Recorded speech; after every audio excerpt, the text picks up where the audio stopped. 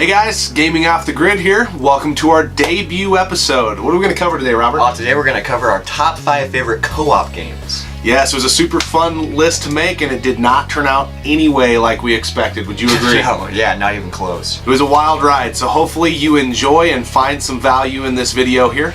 Sit back, pour yourself a beer if you care to. We're going to. Today we're going to be drinking Fin Du Monde by Unibroue. It's a Belgian triple. It's a 9%er.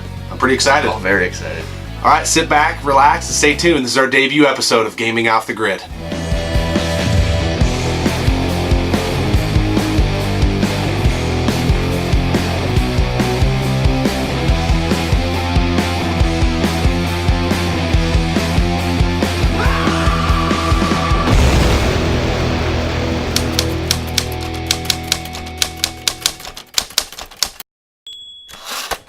Number 5.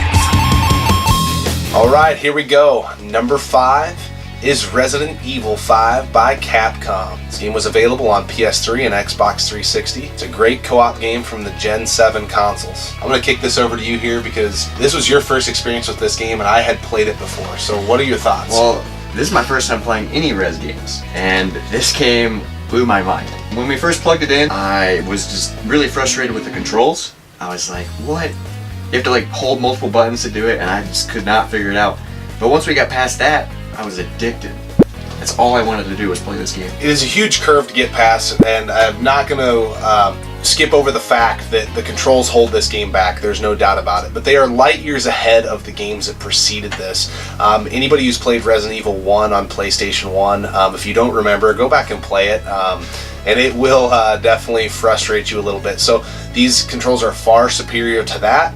But comparatively to modern consoles, they definitely do. They are frustrating. There is a learning curve. And if you play Call of Duty or any other shooting game, you are going to have trouble learning the controls. Yeah, it does add a little element though of franticness, and it kind of helps the scary aspect of the game though. Yeah, I think that it definitely adds to it and makes the game harder and more intense. This game is a can't miss game in our opinion. It did come in at number 5, but it doesn't go without saying that there are flaws in the game. But it is one of the finest games in the Resident Evil library, and it's best served to play it co-op. The AI of the computer-controlled partner, if you play single player, is really, really poor.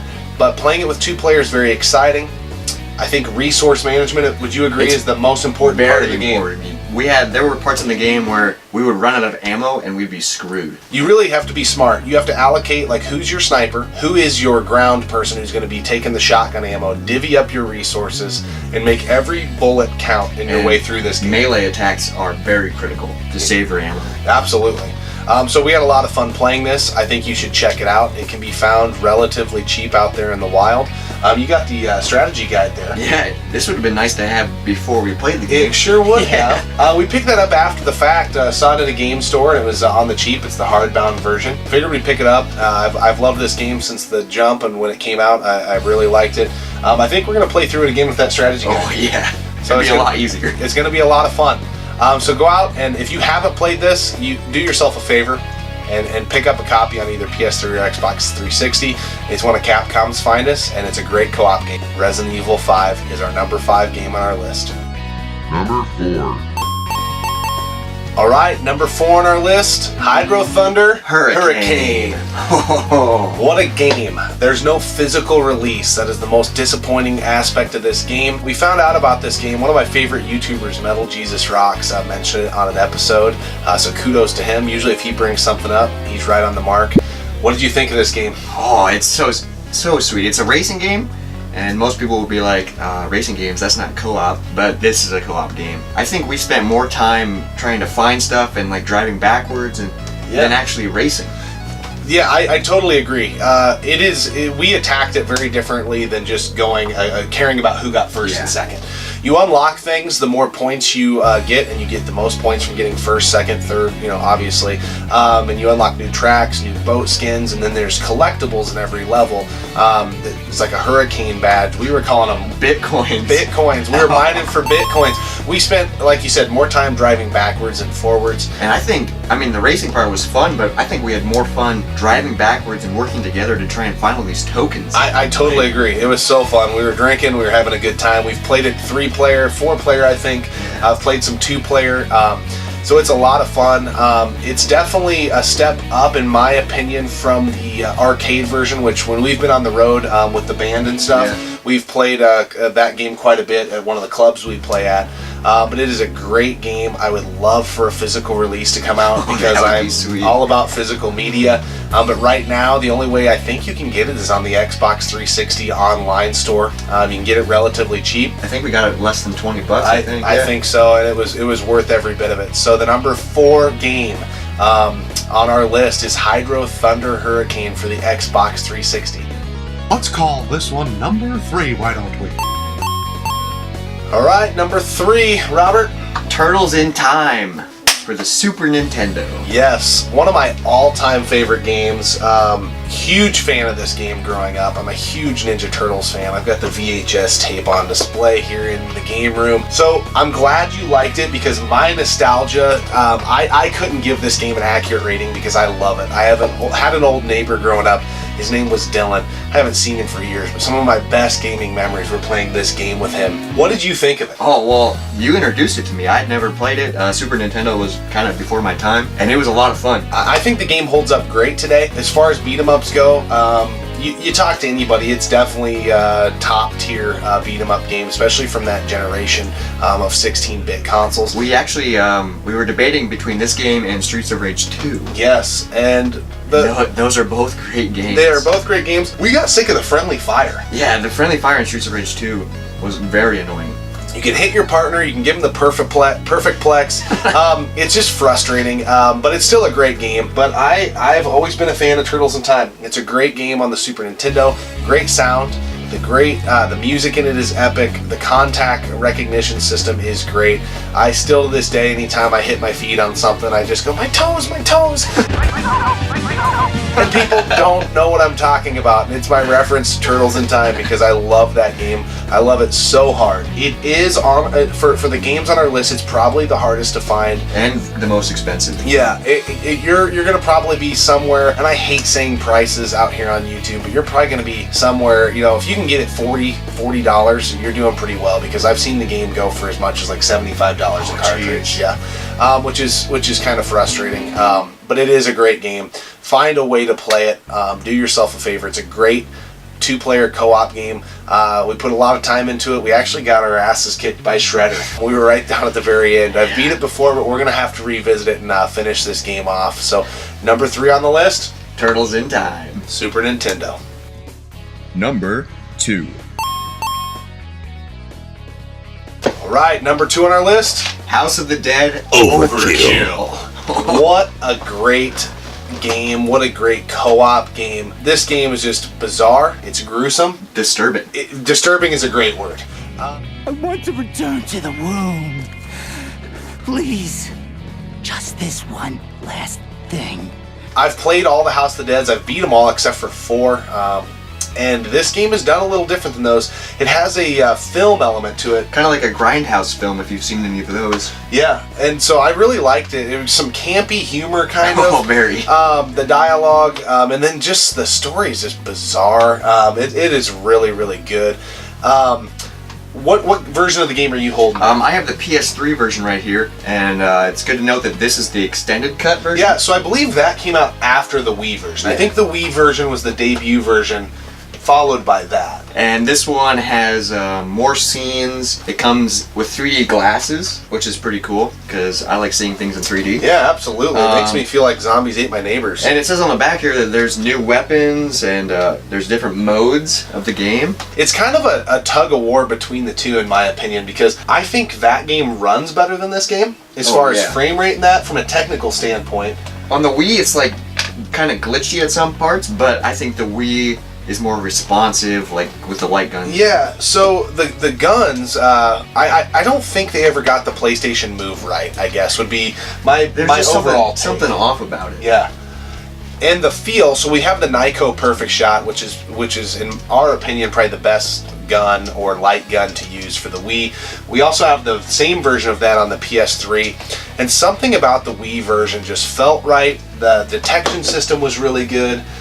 I feel like we just gravitated towards this version. Yeah. Even though technically I think it's a little bit inferior to the PS3 version. Another thing I love about this game is I love games like this that you can sit down and beat in one setting, or sitting. Yeah, the first time we played this, it ruined our night. Yeah, it was a band meeting. We started a band meeting, and the other two guys were late, and we started playing this, and one thing led to the next, and here we are beating this game. We ended up beating the game. But this game has a high replay value. There's a bunch of you can collect money to like unlock new guns and upgrade your guns, and the better gun you have, the easier it is. Yeah, and there's collectibles throughout each level. Most notably is probably the golden brains. The golden brains. I believe there's like 10 per level that you got to find, and some of them are really quick. Like it's a quick turn. Yeah, you got to shoot them. As the camera's panning from one scene to the next or something, you have like a split second to hit that. So your aim has to be on. So it has high replay value because of those things, and that is part of why we liked Hydro Thunder Hurricane. Yeah, the replay value. Yeah, there's just little things to go find, and I love it when games do that. It makes it just a good game to sit down and play. This game is pretty easy to find out in the wild. It's easily one of, if not the most violent and gruesome games on the Nintendo Wii. Most people probably don't know that console had a game like this. You should check it out if you've played any of the House of the Deads. If you like any light gun or rail shooter type games, you owe yourself a favor to check this out. We have a friend who says he hates light gun games and rail shooters, and he fell in love with this game, and I think you will too. It's our number 2 couch co-op game of all time, House of the Dead Overkill. Okay, before we announce our number 1 co-op game of all time, we're going to talk about the beer. What'd you think about it, Robert? Oh, I really liked it. This is my favorite style of beer. It's a unique style for sure. If you're into Belgian wheats at all, this is a Belgian style triple ale. Very, very good. I've had a couple beers by Unibroue. I've been very impressed. I think this is the first one you've had from them. Yeah, and they're from Canada, which is pretty cool too. Yeah, it is very cool. This is kind of hard to find. You're going to be looking at about, probably somewhere between $10 and $14 for a 4-pack, so it isn't like you're going to probably be having this all the time. Yeah. But it's a 9%er. It was very, very good. I think it paired well with the gaming. The 9%, you got to be careful. If you're playing anything that requires some brain power, like maybe our number 1 game. Yeah, maybe. Yeah. I'm not going to say what it is. No, heck no, can't do that. But you maybe don't want to have too many of these because you're going to need to focus. But I think it was very, very good. You should get out and try finding it. Just got a great flavor profile. Got that typical banana yeast, good flavor profile, a good thick mouthfeel and carbonation that you would probably come to expect from a Belgian style beer. Get out, check it out. Fin Du Monde by Unibroue. We enjoyed this. Cheers. Let's have another drink. Oh, hell yeah! You're the best in the business. You are number 1. Number 1 on our list, and I gotta thank you for this. Oh, the moment you've all been waiting for. Portal 2. On Xbox 360. I've never played anything like this game before. I haven't either, and I've been gaming for a long time. I grew up with a controller in my hand. There's so many reasons that I would have not thought this would have been the game that we ended up with at number 1. On a personal level, I'm not an Xbox guy. I'm a Sony guy. Yeah. Always have been. A Nintendo and Sony all the way. I've played Portal 1, and I really, really liked it. I do like Valve as a company. And then you started talking about this game. And that's where things went off the tracks. Yep. So good. Such a good co-op game to sit down and play. You've got to play it with someone smart.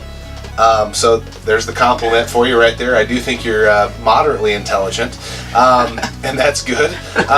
But it's such a fun game. The sense of humor of the game is fantastic. Oh yeah, the narrator, or I don't even know what her name is, but she's pretty sassy. She's got to be one of the most. Yeah, I don't like her very much. Do you know who dances around like an imbecile when they accomplish the tiniest little thing? Humans. That's what you look like right now. We still haven't finished this game off. We're probably only about 40%, 50% through. We've both played through Portal 1 quite. I've got close to beating it. I think you probably did. I was not prepared for this game to be our number 1 game, and it is fantastic. If you like puzzle games at all, and I don't even know how to really explain it other than that, but if you like a good mental challenge in a puzzle game, that requires you to work with your partner. You can't just go around shooting things, or you have to sit down, take a step back, and be like, okay, I'm gonna do this, and you have to do this, and it's gotta go together. Yeah, the game runs well, it's well built, has a great frame rate, the graphics are great, the sound is great. It still holds up very, very well today. Very well. For being, you know, a generation old, it still looks absolutely fantastic. I do think this is a game that is kind of obscure as far as people recognizing it as a good co-op game. There's a YouTuber out there who's really awesome that I watch. I subscribe to her channel. Her name's Kinzilla. Kind of where we got the beer idea with the episodes and that, because she does that too. She's fantastic. She mentioned this game in one of her episodes. I saw that episode after you told me about it, and she's really dialed in. So I was like, okay, we got to play this game. And we did, and I fell in love, and you had already loved it. Oh yeah, I've played this game with multiple different people. The other people I played it with, it was frustrating because they wouldn't cooperate and like we couldn't figure it out, but we sat down and we worked together. Yeah, we got a good thing going with it. We're probably going to play it right after we shoot this video here. So very, very great co-op game. It's our #1 co-op game, according to us, at least right now, of all time. That might change. Thanks for tuning in to this episode. This has been our debut episode of Gaming Off the Grid. Yeah. It was very awesome. One episode in the can. So we're going to try uploading weekly. Wish us luck with that. Click the like button, subscribe to the channel if you care to, drop a comment below. We would like to get to a point where the viewers drive this channel. What do you want to see? What do you want to hear us talk about? What beers do you want us to drink? We will put some local stuff on here. We'll do some national stuff on here as far as the beers go. We've got a lot of ideas for episodes, but we want your input and your feedback. Let us know what you think.